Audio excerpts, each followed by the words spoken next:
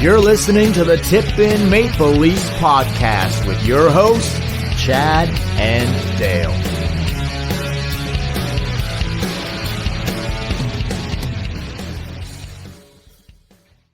Hey everybody, welcome to the Tip In Maple Leafs podcast, episode number 261. I'm Chad. I'm Dale. We're going to talk a little hockey here. Back-to-back wins on the weekend for the Leafs. A Team Canada victory in the Four Nations Faceoff, beating the States in overtime 3-2. It's been, Mitch had a great tournament. It's been a crazy last few days. I was going to say a week, but it hasn't even been a week. I wouldn't say he had a great tournament, to be honest with you. I think he was lucky to get the overtime winner in the first game against Sweden. And then he had a great game in the final game against the States. In between there, not the best. I wouldn't say Mitch had a great tournament, but he did show up with two big primary assists in the biggest game that mattered the most. So not here to shit on Mitch this evening. No. Although there might be a little of that. No. We're not going to go there. Yeah, I mean, I wouldn't. Yeah. I don't. He played great in the final. Yeah. He did score the overtime goal in the first game. Yep. I would say he had a good tournament. Yeah, for sure. But, well, okay, like maybe he wasn't great in the USA loss and was kind of invisible in the Finland game. Yeah, a lot of people were though. Yeah, but when it mattered, when it mattered, 100% when it mattered. So positive tournament for Mitch. We'll get into all that, but I guess off the top, before we go to the games and just look, I want to talk a lot about like some trade deadline stuff. Like we're less than 2 weeks away now.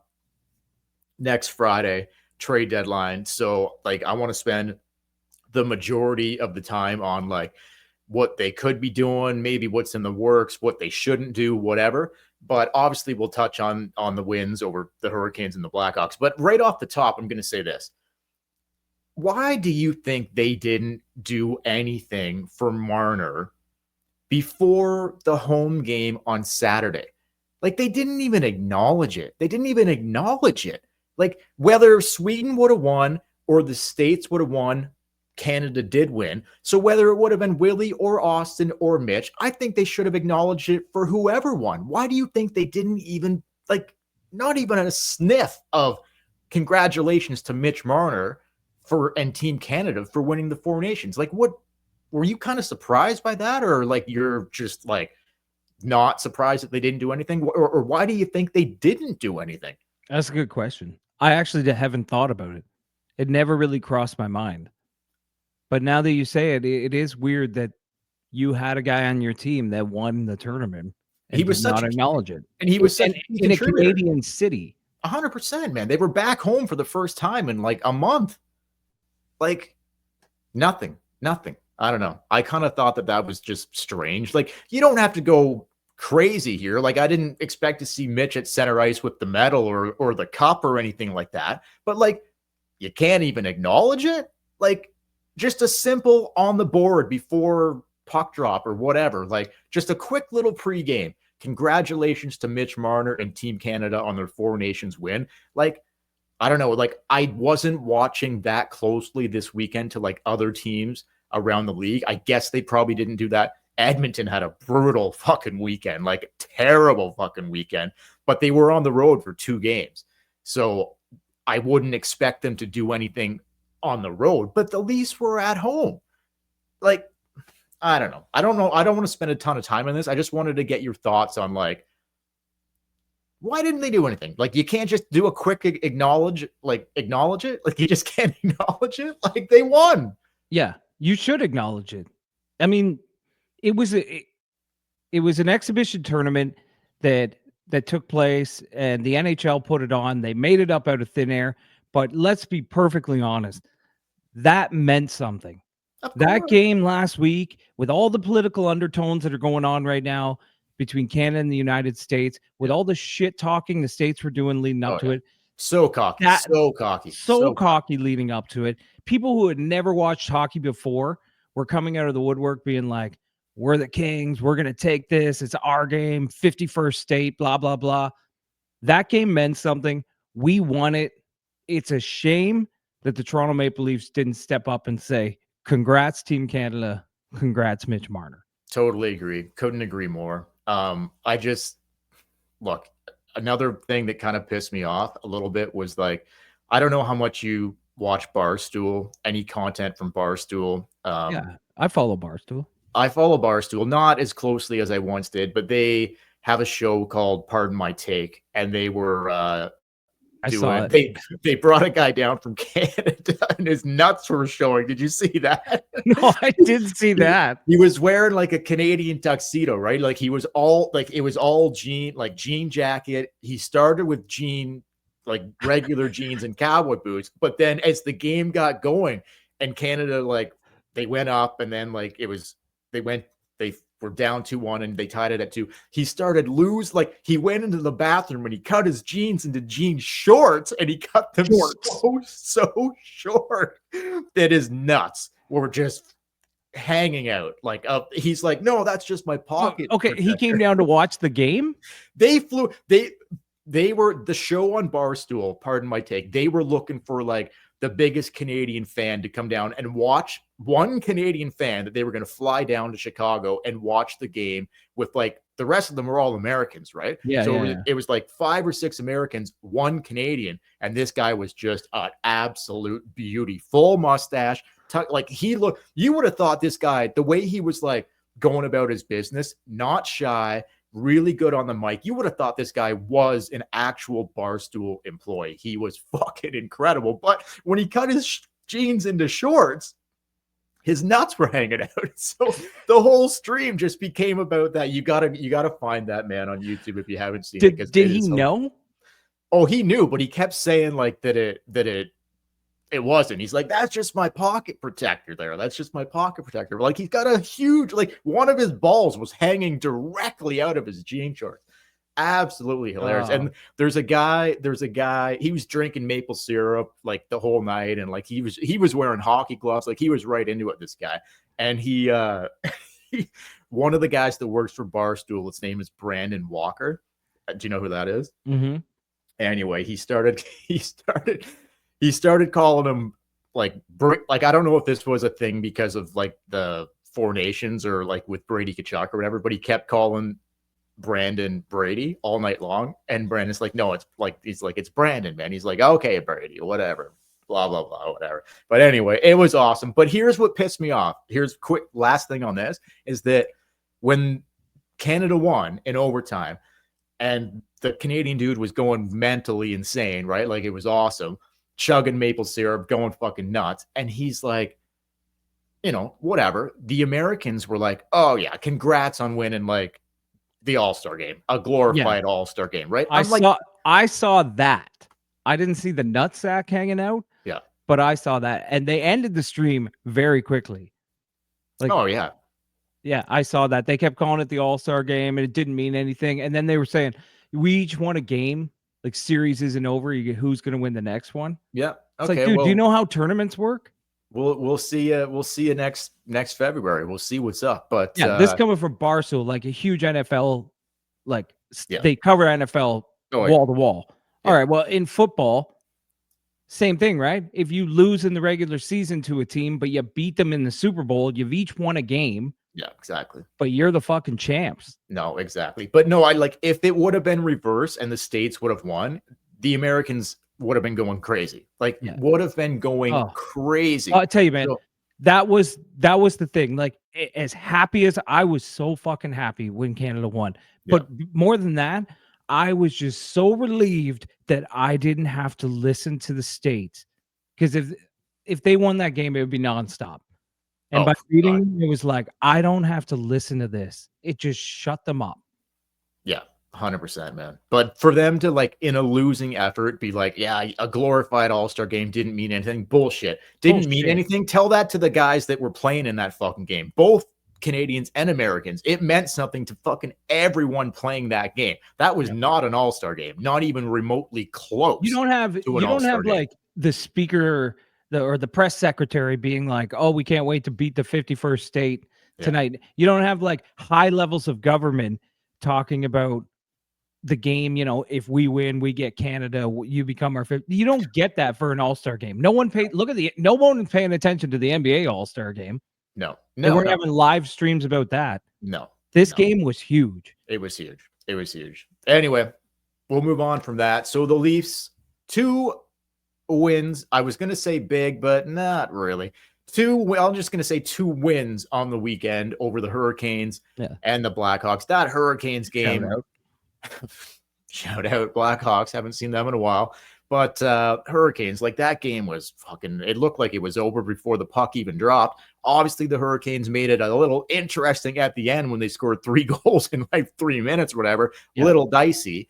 But look, they beat the Hurricanes. They beat the Blackhawks. Shout out.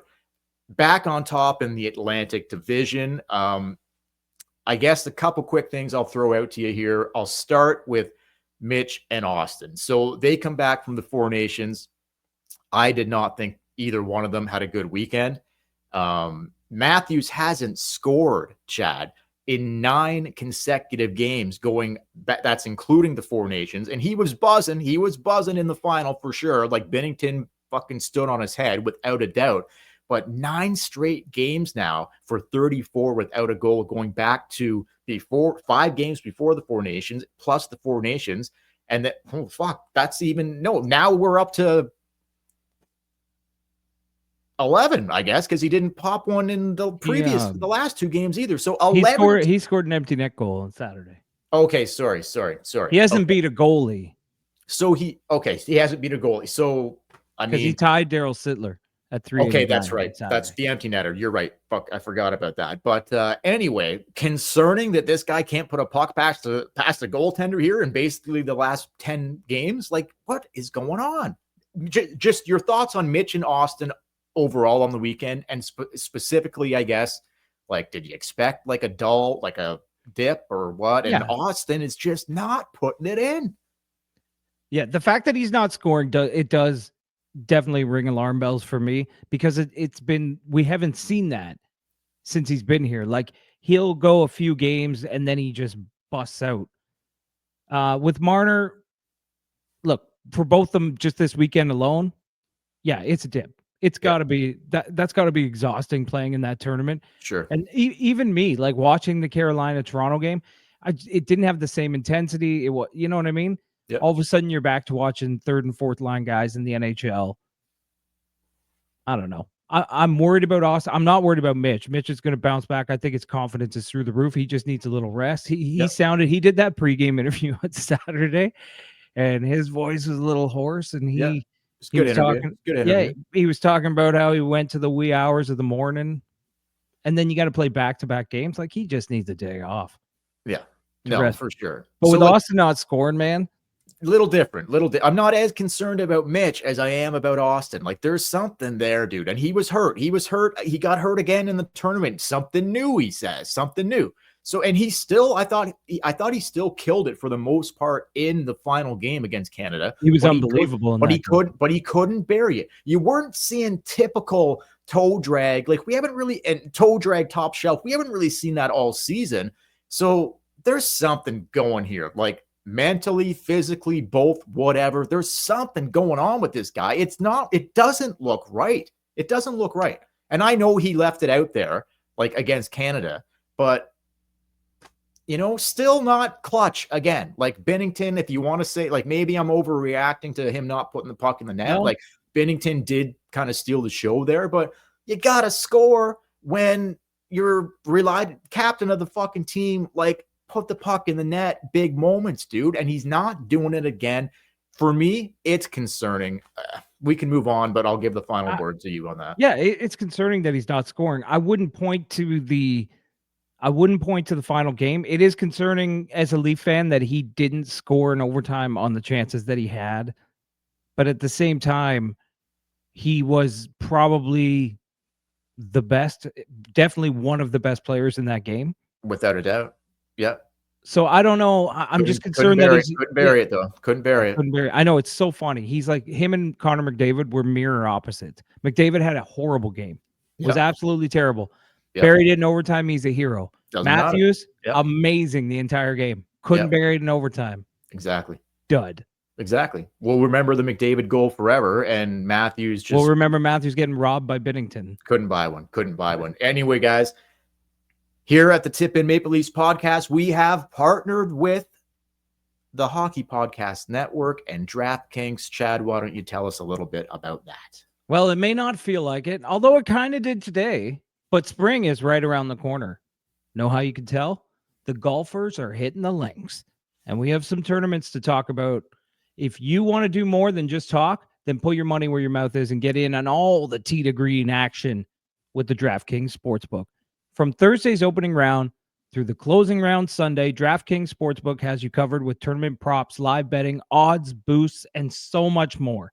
If you've never bet on golf before, it's easier than you think. Just pick something simple like a golfer to win the tournament, make your pick, that easy. And here's something special for you first-timers. If you're a new DraftKings customer, you can bet $5 and get up to $150 in bonuses instantly. Just download the DraftKings Sportsbook app, use the code THPN, that's code THPN, for new customers, and you get up to $150 in bonus bets when you bet just $5. Only on DraftKings, where the crown is yours. Spring right around the corner, eh? It felt like it today a little bit. Oh, yeah. Yeah, for sure, man. For Sunny sure. and 4 degrees. All right. Head to DraftKings, play some bets, whether it's golf or whatever you want to bet on. A lot of hockey coming up this week, too. Last year, shout out to my nephew. He listens to all our shows, but he told me on Saturday last year he was golfing on March break out on the course. Yeah. Yeah, I don't. Well, that's like a month away, right? Or less. That's No, like it's 2 weeks. No, 3 you weeks won't. away. Not this year. You like if you No. live in Ontario, you know No. that you're not getting out on the links No. by the time March break rolls around. We got No. so much goddamn snow. But Way that's too the much difference between last year to this year. Buried in snow. Just started melting a little bit today, but it is supposed to be mild all week, so you never know how much of that snow is going to go down. I don't know. There's a lot out there. I know. Okay, so we'll go to the games on the weekend before we get to some trade talk here. Quickly, secondary scoring all weekend long. Third line reunited with McMahon, Domi, and Robertson. They get in on it. Finally, some offense from the defense. Tanev and McCabe bury a couple goals against the Blackhawks. Shout out. But Holmberg, Camp, Robertson with a couple. Steves gets his first NHL goal. Where do you want to take it here? I'll throw one question out to you here. Let's go Steves in particular. If you want to mention the third line being back together, whatever. But Steves, first NHL goal. He's been lighting it up with the Marlies. Can he be a guy? Can he be a guy? Or is he just a guy? I've always liked Steves. But I've always liked him, but I don't. Can he be a guy? You know what I mean? Yeah, I know what you mean. Can he be a guy like a difference maker? Can he do something when you need it? Yeah. I don't know. Books out on that, right? Like, I don't know. But like, I don't. Good I've shot. I've always liked him. I like him more than I like Holmberg. Well, he had a weekend too. Well, top second line winger, Pontus Holmberg. How are we doing? Back up on the second line. Like, what has he done to deserve that? I don't know, but he buried a couple. So what's goals, up with Pacioretty? Like you had all that time off. Hurt in practice. He got hurt with the first practice back. Hurt in practice, yeah. 100%. Oh my god. 100% hurt in practice. Max Pacioretty. This guy, it's just like, what do you do? Like, there's no way you can count on Pacioretty for in the night or in the lineup every night for a playoff run. There's just no way. Like, he'll get hurt 100%. You can't count on him. But what'd you think? Like, Holmberg, Camp, I guess Robertson, like there's not a lot to say there, I guess, because a lot of the top guys didn't have great weekends, but they did get some secondary scoring. That's what I was going to say. The Robertson, McMahon, Domi line, like they got on the score sheet a few times and they looked good again, but Berube seems to be like not wanting to really keep them together. Like they go a couple games where it's dry, they won't be together. Domi, it's just like, can we put Max here? Can we put Max here? Can we put him here? What do we do with this fucking guy? Because he's got 3 fucking goals. 3 goals. He hit the post in the Chicago game. March 1st on the weekend. March 1st, we've got a month and a half left of regular season hockey.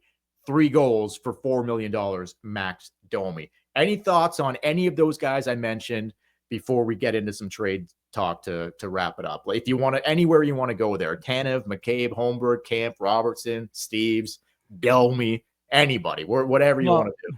Quickly, I'll just touch on a couple things. One, Domi, I don't know what you do with them. If it's me, I'm trying to ship him the fuck out of town. Oh, yeah. Oh, yeah. Like, I'm dead serious. Oh, yeah. Me too. Like, I know he's got a big contract or whatever, but if you're going to try to win a Stanley Cup, like, I'm moving a guy. I'm just getting rid of him. I'm moving who's gonna take that though? I don't know. We'll get more into maybe that. The team you played last night. Like, look at Chicago. Chicago's just full. They're just a team full of bad contracts that nobody wanted anymore. Yep. As far as Tanev and McCabe go, I just want to, with Tanev scoring, like adding offense, it's just, I was thinking about this watching the game because after watching Canada and the USA and how intense it was, right?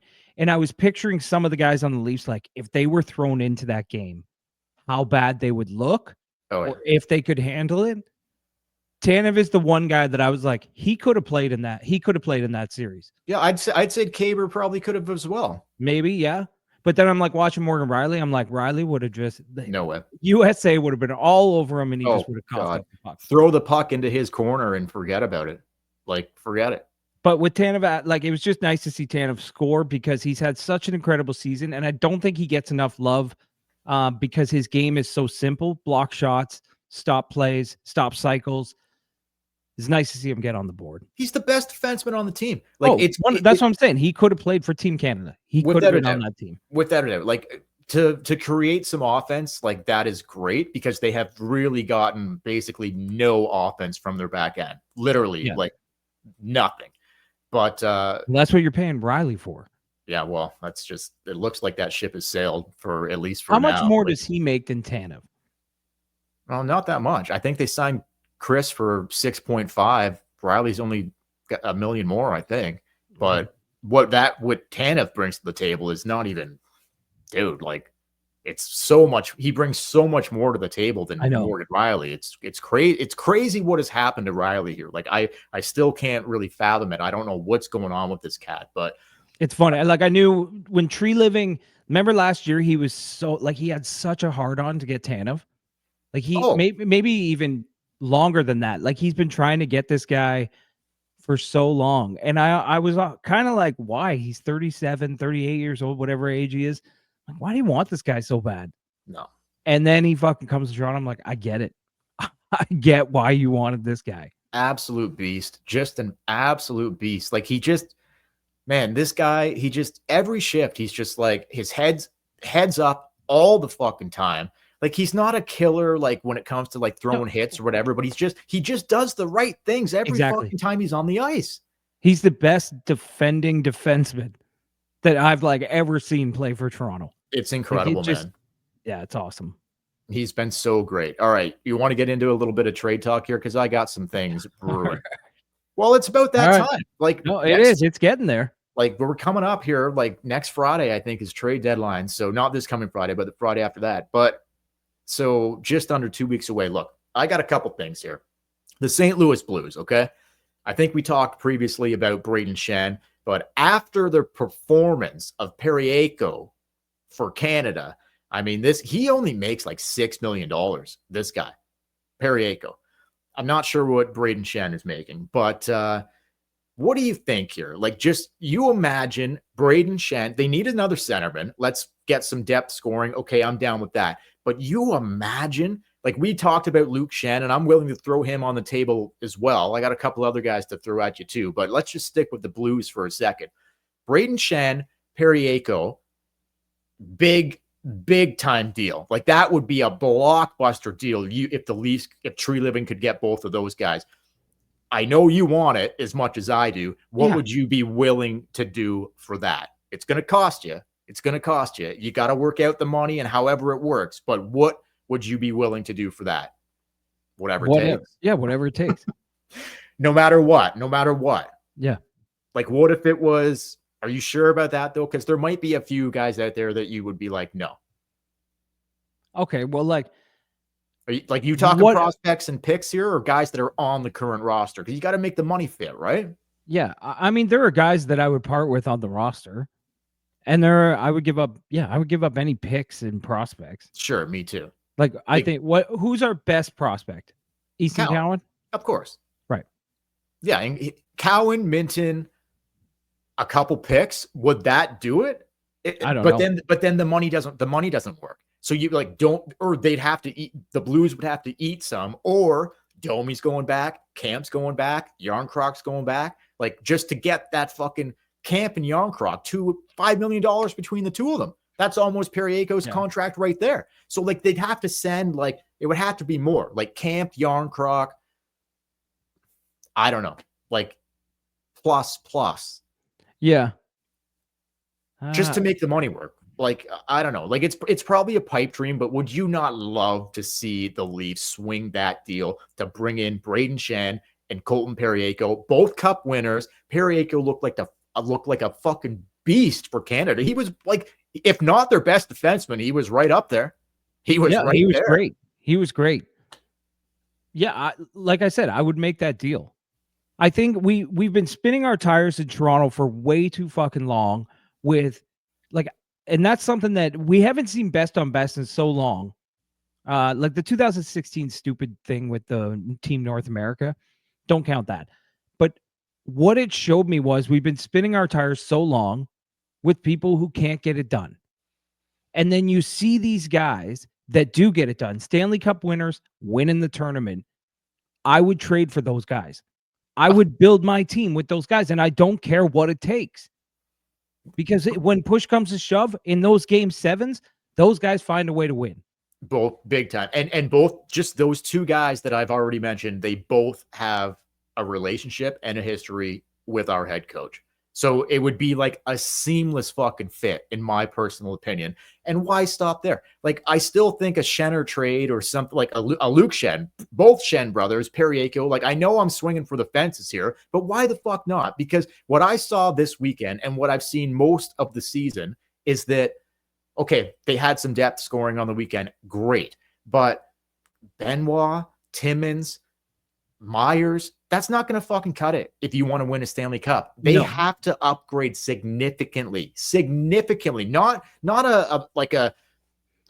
okay, I've been hearing other guys too, like Lawton from Philly. I would actually welcome that. He's a fucking really good hockey player. Like, he's a ballsy player. I'd be all over that. Don't know what that would cost, but just you imagine this. Let me just throw this hypothetical to you here, okay? Let me just, I'm a little, just let me just been sitting around dreaming about this. Let me throw this hypothetical to you, okay? Okay. Could you imagine they do the St. Louis trade and get Braden Shen and Colton Perrieko. You could get Luke Schenn for nothing. Low pick. You could get Luke Schenn for absolutely fucking peanuts. So let's just say those are the three guys right there. The two Schenn brothers and Perrieko. The St. Louis deal will cost you a shit ton. This Nashville deal for Luke will cost you peanuts. But picture this blue line, Chad, before we start winding this puppy up. Picture this blue line, okay? Let me close my eyes and picture it. Just picture this. Tanev, McCabe. Ooh, God. I got a semi.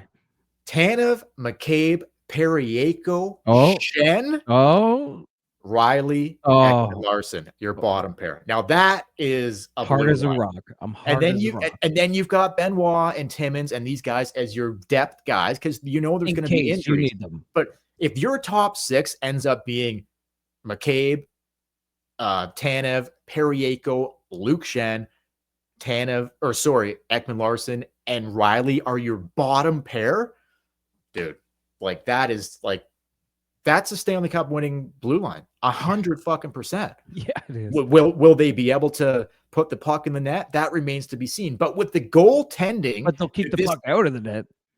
That's just it. I was going to say, like, we haven't touched on the goaltending here, and I'm not going to, other than this. With the two guys playing net, it looks like they got a real shot here. Bolster that blue line, maybe a depth piece. Well, I guess Braden Shen isn't really a depth piece. Like, he's a key fucking piece. Like, he could be an upgrade on JT for second line center. Like, I don't know, but I don't know. Am I living in fantasy land here? Yeah, Like, you just, are. Yeah, but, you are. but do you not think it's possible? Like St. Louis is Anything's like, possible.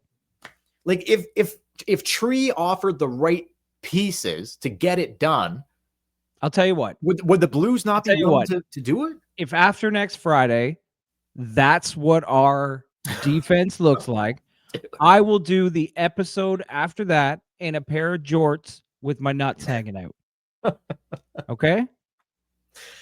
Yeah, love that. Let us know what you think, guys. Leave us a comment. Leave us your questions below. Like, we'll get to them in the next podcast. But I don't know. Probably Fantasyland, but can you I like it though. Can you just imagine? Can you just imagine? Like, you want to talk about a serious contender? I'm sorry. Benoit, Timmins, Myers, those aren't the guys. They're just not. And Robertson and Holmberg and these guys, like, I don't think they are either. They need to upgrade. It's wide open. We've talked about this all season long. Injury to Matthew Tkachuk. Who knows how long he's going to be out for? So, like, Florida's one of their best players, if not one of their best players. One of their best players. Like, you know what I mean? Like, I think it still runs through South Florida. So, like, you gotta beef it up. You're not good enough. Whatever it takes, man. That's where I'm at. Like, if you can get a deal done with the Blues for those two guys, fucking do it. Hey, I'm not going to argue with you, man, because, you know, you'll have a lot of people being like, it'll never happen. You can't get the salary to work here. Well, you know what? If you're not thinking big, what are you doing? Like, if you're not thinking for the ultimate fucking defense, yeah, you may have to settle for something else, but let's think about the big picture, and then we'll go down from there. 100%. More trade. Let's get out of here for tonight, but more trade talk to come next podcast and right up until the trade deadline. We guarantee that. All right.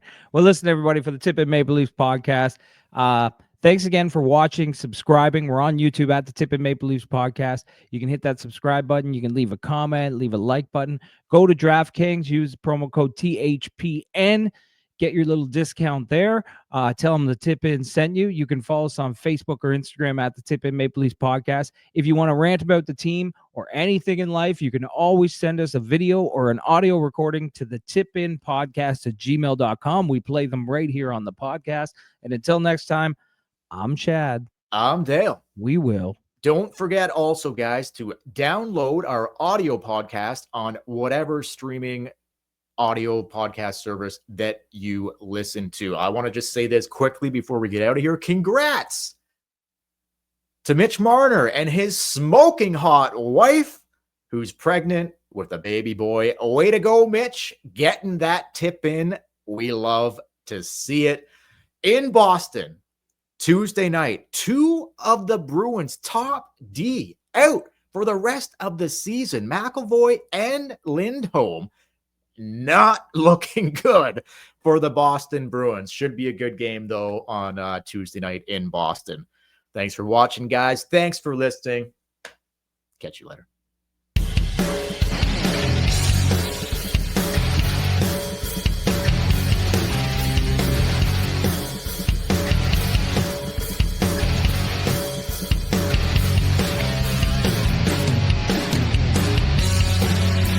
You're listening to the Tip In Maple Leafs podcast with your hosts, Chad and Dale.